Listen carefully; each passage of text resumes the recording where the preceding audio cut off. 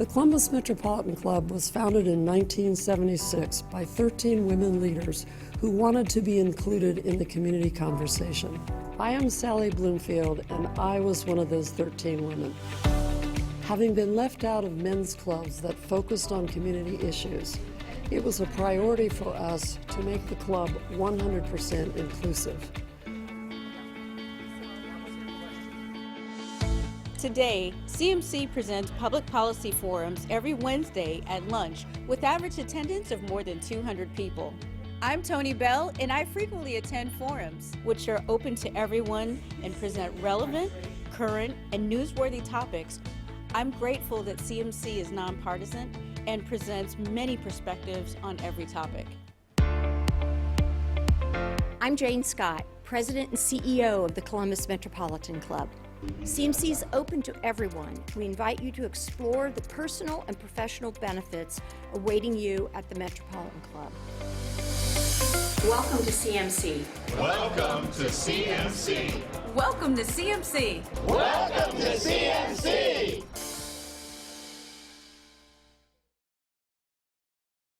Good afternoon, and welcome to the Columbus Metropolitan Club.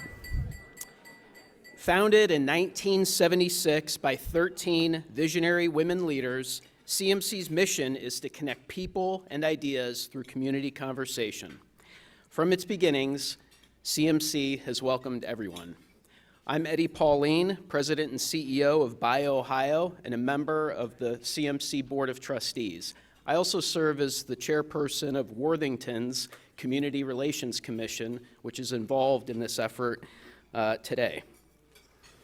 And thank you to today's forum sponsors, AARP Ohio, Central Ohio Community Improvement Corporation, the Columbus Foundation, the Mid-Ohio Regional Planning Commission, Move to Prosper, Nationwide Children's Hospital, The Ohio State University, United Way of Central Ohio.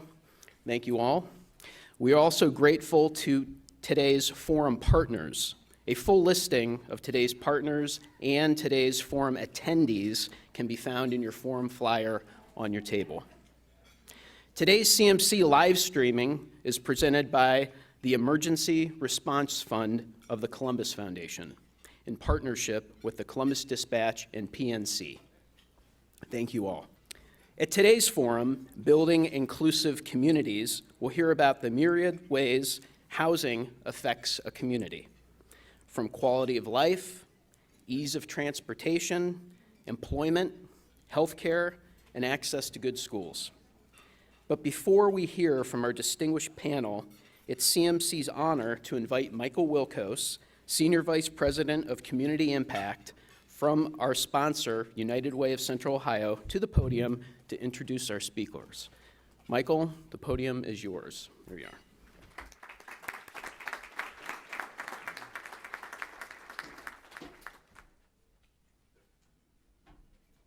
Thank you, Eddie.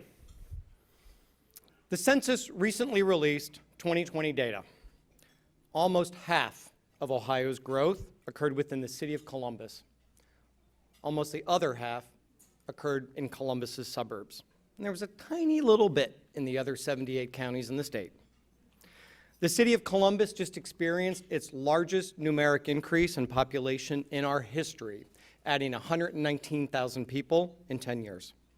It was our fastest growth rate in 70 years. And we grew faster than Dallas, Houston, Phoenix, or Nashville. I'm reminded about What Makes a City Work by author Anna Quinlan, who said, "The experiment of cities is how close can rich and poor live before the fabric completely falls apart? How close can you put ethnic groups that don't really like each other much?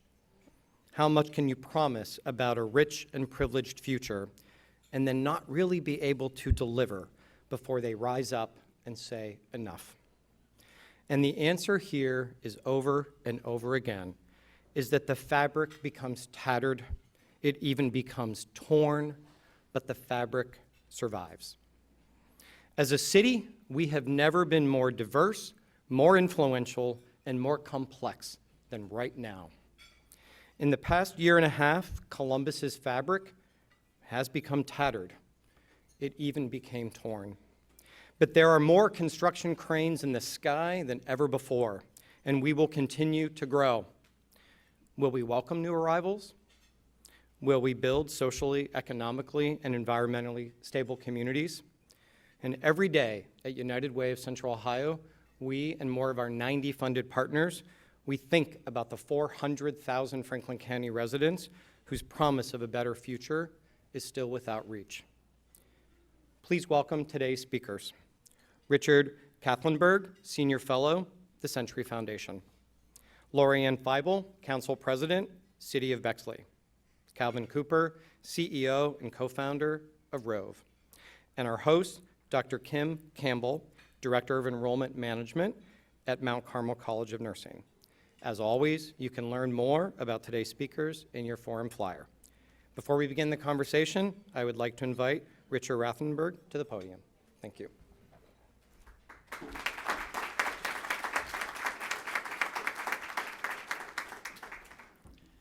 Great. Thank you so much, Michael. And it's wonderful to be with you all. I have, over the years, I've spent many wonderful times with people in different communities talking about various public policy issues. And but for the last, 20 months or so, I've been in hibernation, like a lot of you have been. And so this is the first time in a long time that I have been able to be in person with a group like this, and I'm so excited. I'm not going to have to worry about forgetting to unmute, and the other wonderful thing is, I guess, as a speaker, is that none of you can turn off your videos, go do laundry. You're kind of stuck. Listening. So this is a great opportunity. It's also wonderful to be here in Ohio, which is a state that contains the multitude of political diversity within one state. And what I want to start with is, I think, an area of common ground for all of us, which is that no matter your political ideology, you probably want better opportunities for low-income students. We will have arguments back and forth about whether adult poverty is the cause of society or the cause of the individual, but no one would argue that low-income students, low-income children, who are in no way responsible for their economic condition, everyone will agree that they deserve better. Now, the research is clear that one of the very, very best things we can do for low-income students is to give them a chance to live in middle-class or mixed-income communities and attend middle-class or mixed-income schools rather than high-poverty schools. Raj Chetty of Harvard University, for example, found that when low-income children move before the age of 13 to a higher opportunity neighborhood, their chances of graduating from college increase by 16%, and their lifetime earnings increase by 31%, which is the equivalent of $302,000 over one's lifetime. So the question then becomes, what is blocking the opportunity of children to have access to safe neighborhoods with strong public schools? And many of us, I think, assume that it's simply the workings of the free market and housing, that some people earn more money, can afford to live in more privileged neighborhoods where the schools are often stronger. But I think what that misses is that, in fact, where people live has been socially engineered by government for decades now. And the primary issue that I want to talk about today, and that I hope we'll get into in the panel discussion, is the way in which zoning laws inhibit opportunity. Zoning laws that prohibit the building of anything but a single-family home. So you cannot build in a duplex or a triplex or a modest-sized apartment building throughout many metropolitan or neighborhoods within metropolitan areas in the country, and that's true in Columbus as well. And I call these policies the walls we don't see, because most of us don't spend a lot of time thinking about zoning. Everyone can understand that when, in the 1960s, black children were prohibited from attending racially integrated schools in the South, that was wrong. Many of us recall Norman Rockwell's famous painting with 6-year-old Ruby Bridges, a young black girl trying to attend an integrated school surrounded by these enormous FBI agents, because there were screaming mobs, white mobs that were trying to seek to block her from attending the school. But I would argue that, today, in 2021, local government policies have erected a series of walls around the various communities that keep low-income children and their parents from having the opportunity to enjoy these safe neighborhoods and good schools. And we don't think much about it. We don't think there's any comparison to what Ruby Bridges was going through. Now, researching this issue, I was particularly interested in what's going on in Columbus for a couple of reasons. In part, the issues of exclusion are particularly acute here. So some of you may know that of the major 50 metropolitan areas in the country, Columbus ranks second in economic segregation, the division in where low-income people live and where wealthier people live, according to a study by Richard Florida. Very relatedly, Raj Chetty at Harvard found that Columbus ranks very, very low in terms of social mobility. So of the 50 biggest metropolitan areas, Columbus ranks 45th out of 50th in the likelihood that low-income children will have the opportunity to grow up to do better economically. And Chetty tied those two issues together. The economic segregation and racial segregation, he finds, has a direct link to declines decreases in social mobility. So how did Columbus get into this predicament? Well, I think we decided not to do PowerPoint, but I'm sneaking around that. We've got a couple of maps at your table that kind of explain the issue. And if you can start with the map that looks like this.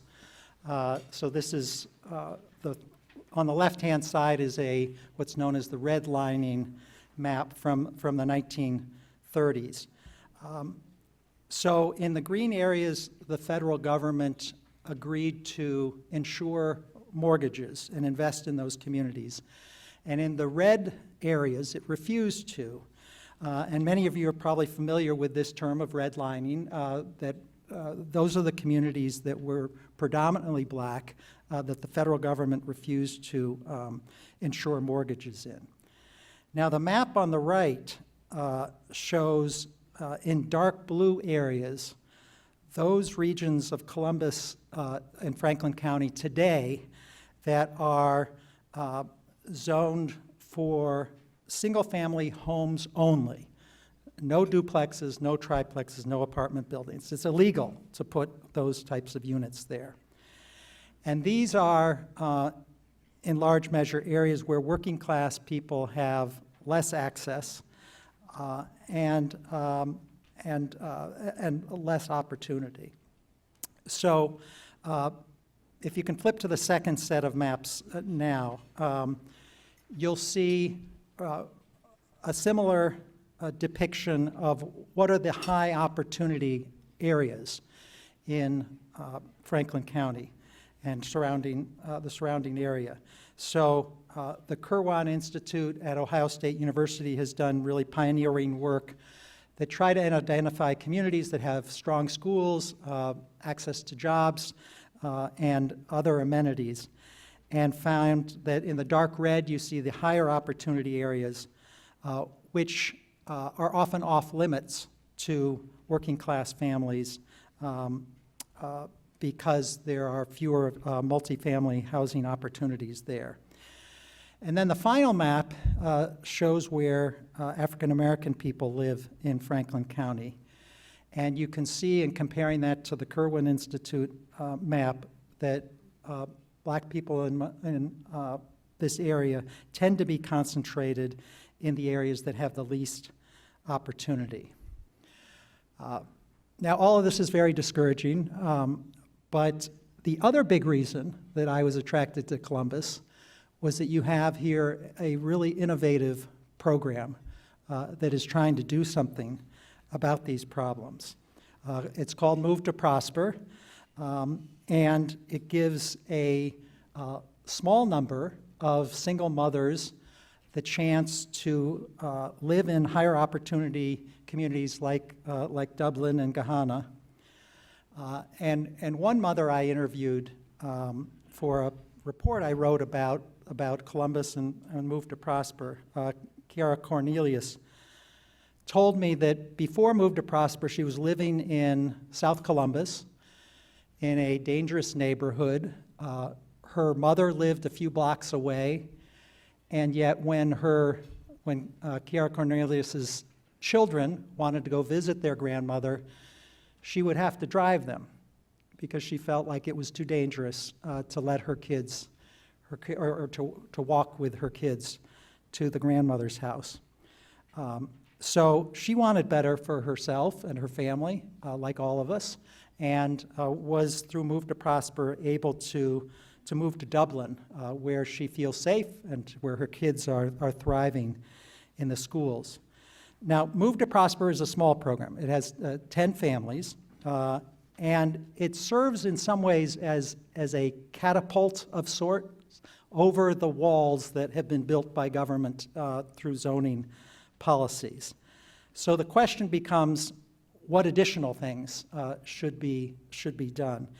And I want to, there are a million things that should be done, and I'm sure we'll get into it in the discussion, but just let me list 4 steps forward to kind of set the stage for some more discussion. First of all, I think it'd be great if Move to Prosper were expanded so that there were more families who had the opportunity, like Kiara Cornelius. Second, there are a number of communities throughout the country that have begun to tear down those exclusionary walls. So Charlotte, Minneapolis, the state of Oregon, the state of California have all said, we're going to legalize duplexes, triplexes, and as it's the beginning stage, in order to allow for more people with of more modest means to live in higher opportunity areas. Now, liberals tend to like this as a form of social justice and racial justice, but many conservatives have applauded these efforts too, because they see zoning laws as, in essence, a form of government regulation that is stopping property owners from doing what they want on their own land, and that this change is in essence a form of deregulation. Third, Ohio could outlaw what's known as source of income discrimination. And I know Bexley's been a leader on this, so we're going to talk more about that issue in a moment.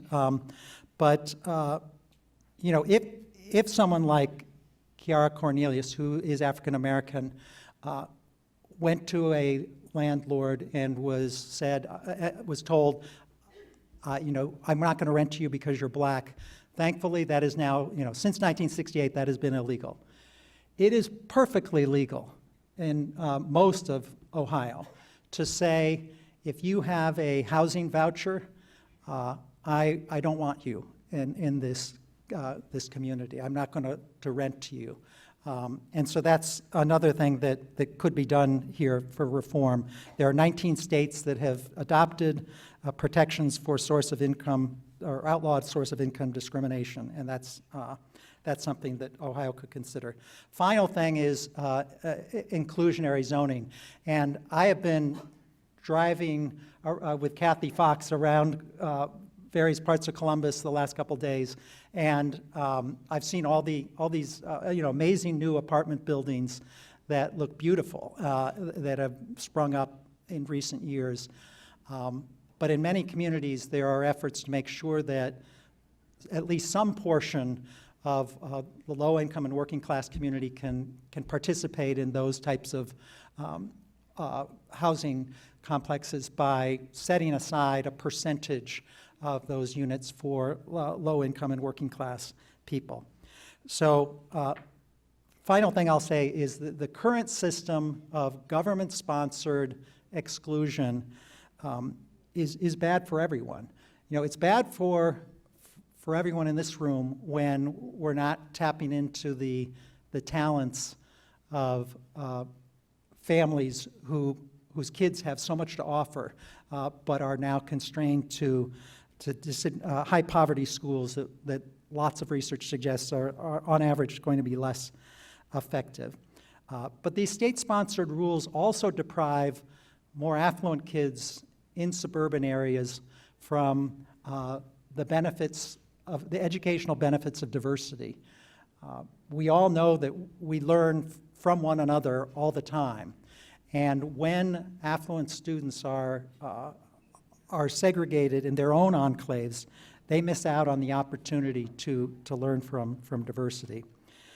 We're just beginning to come out of a pandemic where really many of the heroes have been working class people, grocery clerks, paramedics, and others who've seen the rest of us through this terrible time. And I'm hoping that this discussion today will be part of an effort to open up the doors to those individuals and their children to enjoy the opportunities that so many of us have taken for granted.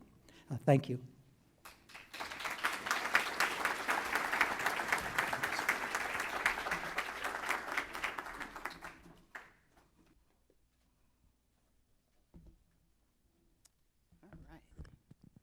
Good afternoon, everyone.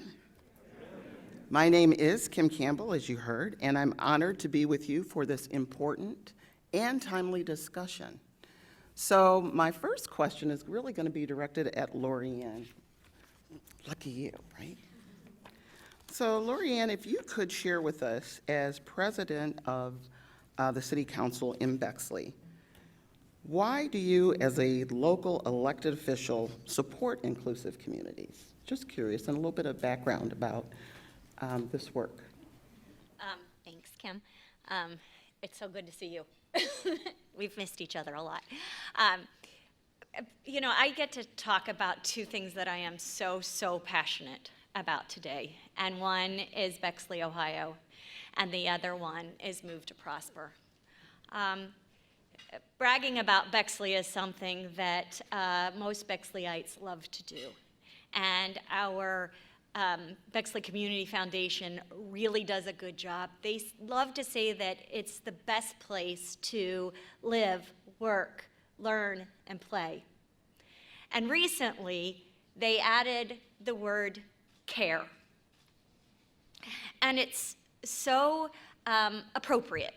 We live in a city that's very small, 2.5 square miles, full of volunteers who love to care.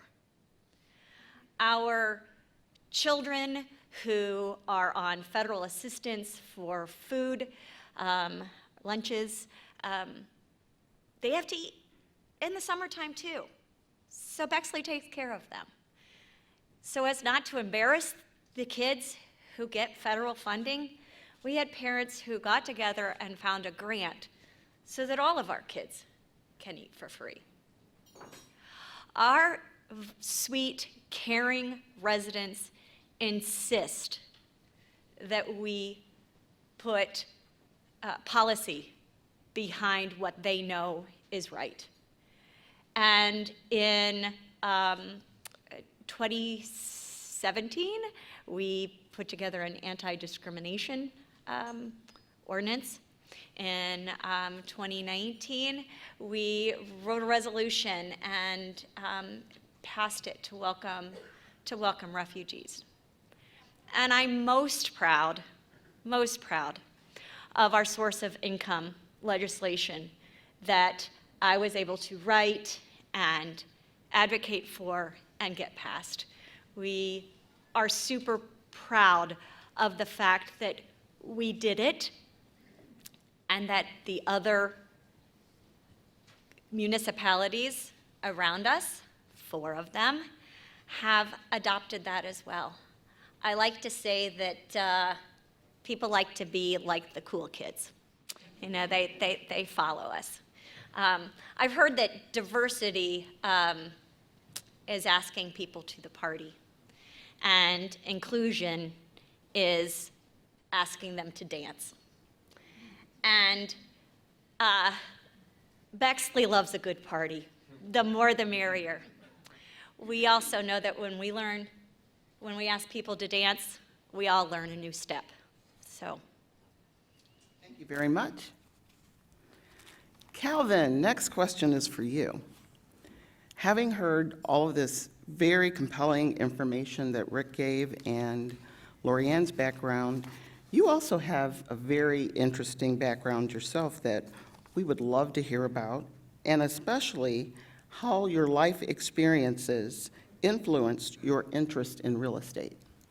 Absolutely, and thank you so much, and thank the audience for being with us today. And I appreciate that saying. I love that inclusion is asking people to dance. I hadn't heard the next part, so we all learn a new step. But I grew up here in Columbus. I went to Columbus Public Schools, so I love this city, and we live in a wonderful time. It's a wonderful time to be a human, in spite of what you see on TV. I mean, we have access to so much knowledge, and in spite of what you hear about Columbus Public Schools, I had access to tons of resources, tutors after school to teach me math, got to play the trumpet, the violin, the piano, had access to AP coursework, and then went on to Capital University in Bexley, and had wonderful professors who taught me research and took me under their wing, tons of mentors here, business leaders, politicians, and so much of my life, not growing up well off, but then finding a way to build a career for myself has been people reaching out and opening a door for me, and it's all about access and opportunity. So that's my core passion. That's why at Rove, our mission is to expand access and opportunity for everyone to own in our communities, because ownership is so important. We want every renter to be an owner. We want everyone in the community to be an owner. And we know that when you have ownership, you care more, you invest more, you volunteer more, and you show up and invest in the community. And so what is more important than housing? It's a basic need. And if we look at our country and the problems that we face, we're facing an ownership crisis, particularly in housing. Millennials have $0 in net real estate wealth, zero, much less than previous generations. And this is a driver of wealth inequality. And we know that if we don't solve this problem, we will have civic unrest. We will have it. And that's something that even our founding fathers knew. John Adams wrote about this, our second president, and constitutional framer wrote that the balance of power, in order to maintain the balance of power on the side of equal liberty and public virtue, we must make land ownership available to everybody. And so it is of critical importance to our democracy that we solve this problem. That's great. So I'm going to ask you a follow-up question then. So in your opinion, what is the role of property ownership in inclusive communities? It's multifold. So for one, what stands in the way of solving this housing crisis? It's self-inflicted. We have more than enough resources and capital and ingenuity to provide food and shelter to every human being on earth. And so what stands in the way? And if you think about housing in America in our major cities that are growing like Columbus, it's often you've got this not in my backyard mindset that stands in the way of new development. Some of the policies that were mentioned that can help us expand the housing supply. And the people who show up, we have a democracy, which is awesome, so everybody can contribute. And the people who show up often are the loudest voices in the room, but they don't necessarily represent all of the people in the room, right? And so who's missing? Oftentimes, it's the people who are renters. It's the people who are renting now in a neighborhood, but it's also the people who are missing who will live in the neighborhood in the future. So I believe if we open up ownership and we make investing and owning real estate available to everybody, more people will participate. You will have more YIMBYs, yes, in my backyard, crowd in the room. That's missing. Ownership is missing from the YIMBY movement. And so we're seeing more people come together in every city, more for altruistic reasons, saying we need more housing for more people at every price point. Now imagine how powerful that movement's gonna be when they can say, and I'll invest in that project. Very good. So, having heard some of the information that Rick shared with us, and this is for any of the panelists that would like to answer this, we understand that not all suburbs want to see economic inclusion. What is the best response to those individuals? I would say they're missing out. They're missing out on so much. It's the creativity that they're missing out on. It's the ability to problem solve from different angles. There's just so much that we miss out on when we don't include people. If I can just piggyback on that, I mean, I think what you're saying is backed up by, mounds of research in addition to, your experience. It's, this is something that colleges figured out a long time ago. If you want to have an interesting discussion, you need people from different walks of life who come together to have that discussion. If everyone has a very similar background, the learning is not going to be as deep. The dialogue will not be nearly as interesting. And so opening up communities to racial, economic diversity, people who have had different life experiences will deepen the learning that goes on in schools and the learning that goes on among adults. We don't stop learning just because we reach a certain age. And so business has learned this a long time ago as well, that when you are trying to solve a problem, you bring people who have different points of view, different experiences, and so education has seen this, business has seen this, but we haven't taken the additional step to make sure that communities can benefit from all that the diversity brings. Our children really need this. To be able to make it in the world that they are being asked to be successful in, they need to have that diversity. And it makes them stronger people, and it opens their minds to new ideas and new cultures and new friends. And it makes, I know our children, my 3 children, have such a diverse group of friends, and I know my husband and I learned so much from what they have taught us, because that is the world that they're living in. I think one other response would just be why? That's a question. We need to hear each other more. If you go to some of these neighborhood meetings, it's just yelling at each other, like, this is what I think, this is what I think. Sometimes we just got to ask why, and then unpack that 5 whys deep and hear people. And sometimes, so on a macro level, it's not zero sum, but sometimes on the micro level, there are trade-offs, and we need to hear people out. And then work together to address those concerns so that they can hear the stories about, once somebody feels heard, they're more receptive to hearing about the value in diversity or what we're proposing. Thank you.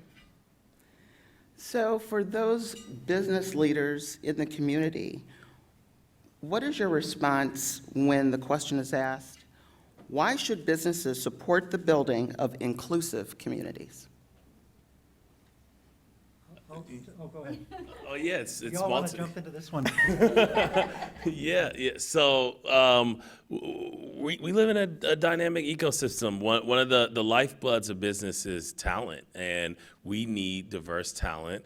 And we all know that businesses are stronger when there's diversity at every level.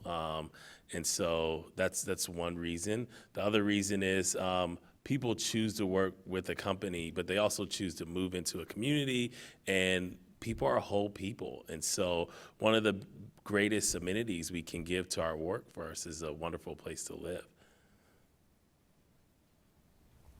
And I'll just add that when employers are looking at trying to get the benefits of diversity and make sure they capitalize on that, one of the issues they run into is that employees haven't experienced diversity before the workplace.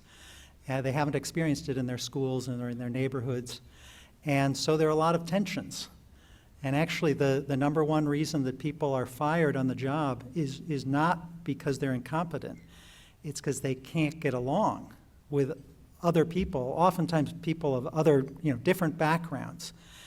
And so many businesses have embraced diversity, equity, inclusion in the workplace. But if we get at these issues earlier, when children are young, and if businesses can support that, then the work that they're doing to support diversity, equity, and inclusion in the workplace will be all that much easier. The other thing I want to mention quickly is, as relates to exclusionary zoning in particular, is that a lot of businesses throughout the country have begun to want to open up communities to more forms of housing because they're having trouble attracting employees given the cost of living. And this is particularly acute in places like California and the Bay Area, where all the Silicon Valley employers have banded together to support the YIMBY effort that Calvin mentioned, Yes in My Backyard, because they can't attract employees when housing's so expensive. And I know Columbus is not exactly where California is in terms of housing prices, but from what I'm reading, you're moving in that direction. Things are becoming much less affordable, and that's directly correlated to exclusionary zoning. Because when you have a certain amount of land, and you say, well, we're only going to allow a single-family home, maybe on a quarter acre. You can't build anything more. That artificially decreases the supply of housing. So just like OPEC tries to drive up oil prices by decreasing the supply of oil, single-family exclusionary zoning drives up housing prices and makes housing less affordable, and that's bad for everyone, but it's also bad for employers who are trying to attract talent. Thank you. Calvin, to piggyback on what Rick just shared with us, can you tell us about the differences between typical real estate investors and the YIMBYs that he talked about, the Yes in My Backyard you were attracting to your real estate investment platform? Yeah, so one note, I know it doesn't seem like we're as bad as San Francisco, but I published an article about this in Forbes. If you look at the knowledge worker base and the middle class, the percentage of rent-burdened households in Columbus, Ohio is about the same as it is in San Francisco, right? When you take income to the price of rent. And if you're spending over a quarter of your income on rent, then you're rent burdened. And so that's an interesting note. But if you think about real estate finance, we're in the MySpace E-Trade days of investing in real estate online, and we're about to move into the Coinbase, Robinhood, Reddit days. And what's fascinating is people are coming together on the internet and they're having conversations and investing in public companies. And what that does to public companies is more and more people are thinking about ESG because of employee advocacy, customer advocacy, but now because of investors. And when we open the market up for the average person to invest as little as $1 in real estate, they're investing for return on investment reasons. Yes, that's table stakes, but so often we're investing for a return on community because we value things. In addition to things that fit nicely in a spreadsheet, we have additional values. And so that's gonna unlock a lot of creativity and ingenuity in real estate finance. Thank you very much, Calvin. We're going to move 2 questions from our in-person and live stream audiences in just a moment, but I have one final question, and that's going to be for Lorianne. We heard Rick talk about Move to Prosper, and our theme today is the need for innovation in housing. So if you could share as a supporter of the housing, hospitality, or mobility program, Move to Prosper, what about the program is innovative? And what convinces you it can make a difference? Well, it can make a difference. The data suggests that that's so true, that children who, and I think Rick spoke about this, children who at the age of 13 move from a community that is not thriving into a community that is thriving, they have so many more possibilities. I like to say they get the opportunity to become the best them they can be. From teenage pregnancy to their salaries as adults, all of those things add up to be something super positive. And Move to Prosper has proven already and gives an amazingly compelling argument for teaching women how to fish, not giving them fish, but teaching them how. And it's innovative because it embraces the mom, and we all know if the mom's not happy, if the mom's not thriving, the kids aren't either. And so, helping with coaching and some of the things that some people learn early on how to budget your money, how to get a job, how to keep a job, how to write a resume, how to get your kids into a new environment, a new school environment, helping parents with IEPs and getting the children settled. It's not easy to supplement, to finance, to help finance a move, but that is what Move to Prosper is dedicated to doing. Supplementing someone's housing such that they are able to not only move into a thriving community, but they can succeed in a thriving community. And it sounds so innovating and exciting to me as a member of a city that's landlocked, that's very hard to be able to figure out where and how we can accommodate. We're going to have to continue to think of exciting, innovative ways in Bexley, but my being able to support an organization like Move to Prosper makes me feel like I am making a difference in our region. Thank you, Lorianne. It is CMC's longstanding tradition to take audience questions. Jane Scott of CMC is curating questions from the live stream audience. For our in-house audience, please join Jane at the microphone. We do ask that you keep your questions brief and to the point. Jane, what is our first question? Well, we have quite a few questions, so please, anyone who does have a question, just get up behind me and we'll do every other one. Move to Prosper has been discussed a great deal. It's doing wonderful work. And the woman who, just for instance, the woman who moved from that neighborhood to a better neighborhood, what happens to the neighborhood? Do we give up on that neighborhood? And does the community still have a responsibility to improve that neighborhood so people don't have to move to a different neighborhood? Hard question, and I'm sure both of you would agree with that. you know, as I legislate, I always say that I never take my mom hat off. And I always want the best for my children. And by my children, I don't mean my own, but the children I'll never meet. And I believe in giving women a choice as to where they think their children will thrive. And it's a very philosophical question about the neighborhood that they're leaving behind, but as far as I'm concerned, when you become a mom, that's your number one.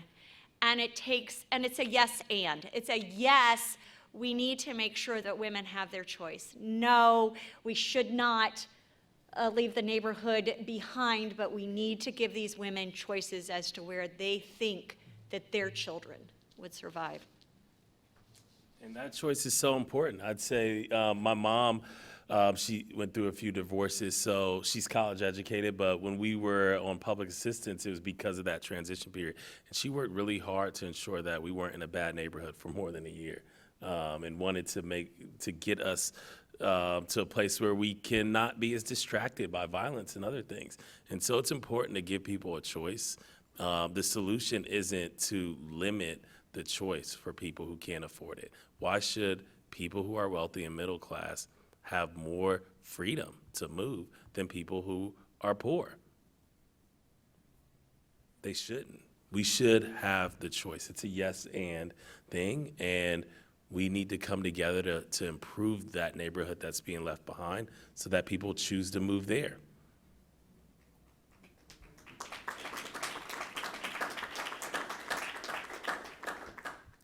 Hello, my name is. Quickly, just really quickly, this has been the classic debate, in housing policy circles for decades. Do you invest in high poverty communities, or do you allow choice? And I agree with both of you. That you have to do both, but I don't think anyone was suggesting Move to Prosper is the only answer to this set of problems. But it's got to be part of the solution to allow for choice for families. I mean, when I was studying the program, I found that was astonished that there were 10 spots open, and there was a question. Would people want to potentially subject their kids to discrimination in the more affluent areas? Would people want this? 300 people applied. So there's demand for this, and we have to honor that, and at the same time, make sure we invest in communities that are struggling now and attract economic and racial cross-section throughout the metropolitan area. So, sorry. Thank you. Name is Valerie Gilbert. I moved to the South Side a couple of years ago, and if I'm to believe the real estate online sites, my properties doubled in value. And my question is, how do we stem the tide of gentrification that, in my opinion, inhibits the home ownership opportunities, particularly in the poorer neighborhoods? So the word stem progress, right? Stasis isn't an option. If we think about it, Ryan Holiday is one of my favorite authors, and he writes about Stoicism, and he distills it down into everyday language because Marcus Aurelius is hard to read. But my favorite book of his is The Obstacle is the Way. The obstacle is the way. And when you think about that, almost every problem is the result of solving a previous problem. So it comes out of a solution, right? So we're like, man, what about divestment in our community? Why won't people build here? Where are the jobs? Where are we gonna work? Why can't my kids go here? There's a food desert, right? Solve that problem. Boom, now you have development, right? So the problem of gentrification is the solution to the last problem. And so the solution isn't to go backwards, it's to go forwards and figure out how do we reimagine housing finance. Why can't everybody own a piece of real estate with $1? They can now. Download the Rove app. Alicia Gregory asks, what are some actionable items we can do as individuals? What are actionable items we can encourage our cities to do if they are not involved in this conversation already?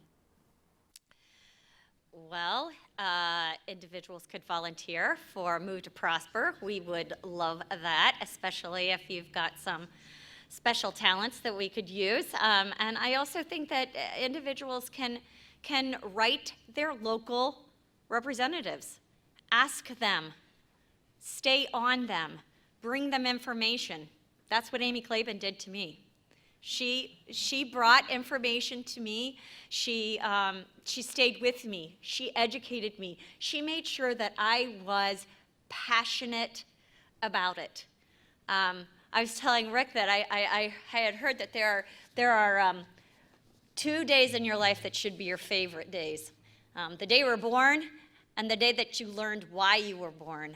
I feel like housing and helping other moms, make a better life for their babies is what I potentially have been called to do. And I've always been serving children.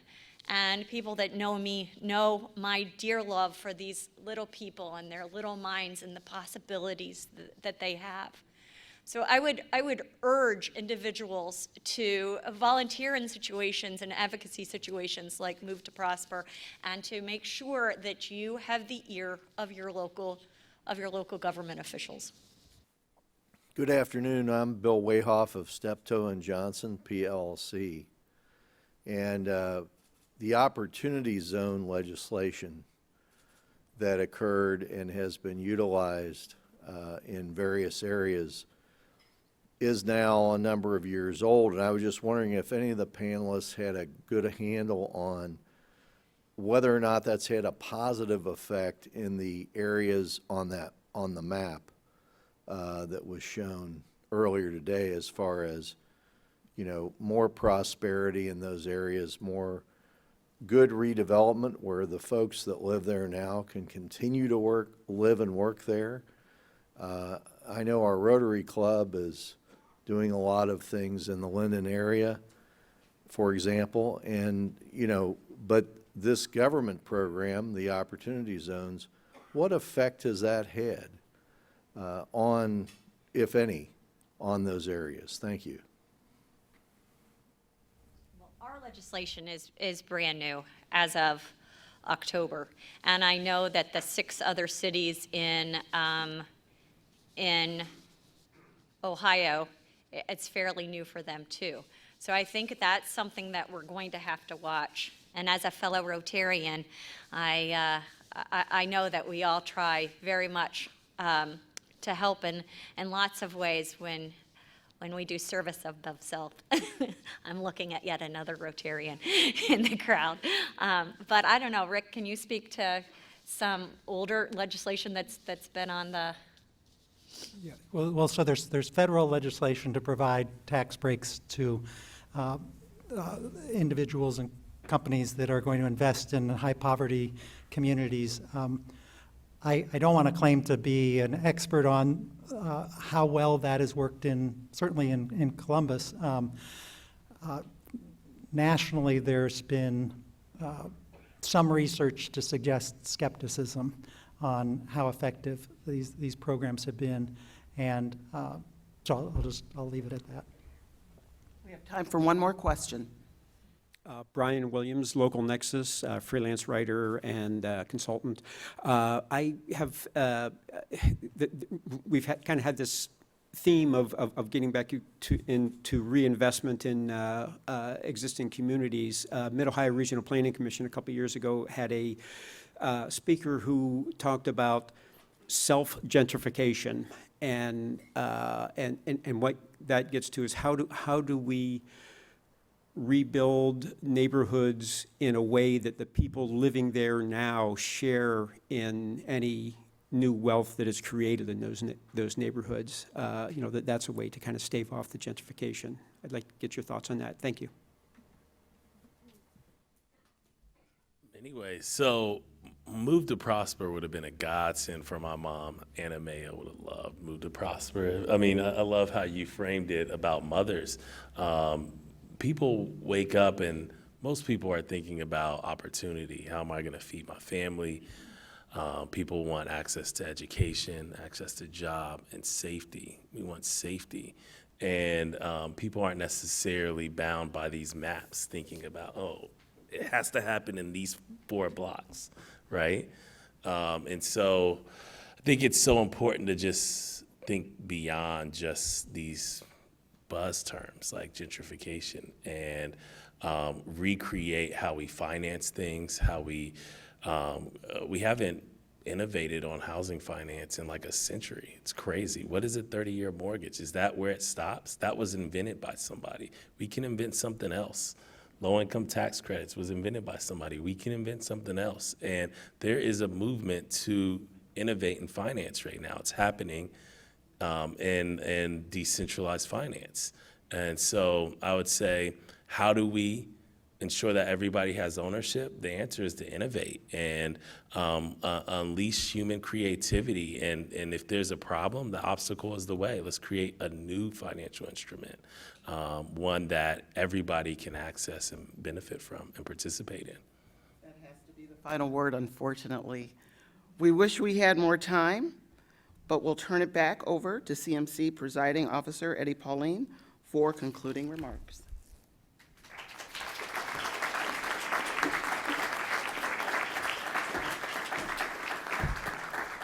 Well, great conversation today. I always like to leave these luncheons with a little bit of homework, and I think we heard about the importance that local government plays in addressing this issue.